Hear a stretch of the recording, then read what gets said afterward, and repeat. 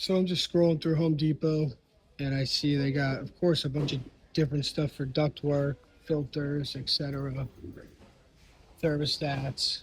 But now they got capacitors, contactors, transformers, pan treatment, float switches,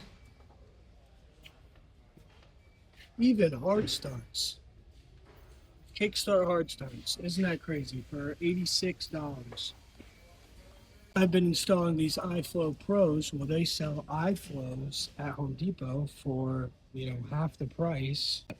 We buy them from supply houses with a different cleaner. Mine is yellow, if you've noticed in my videos, and theirs are blue.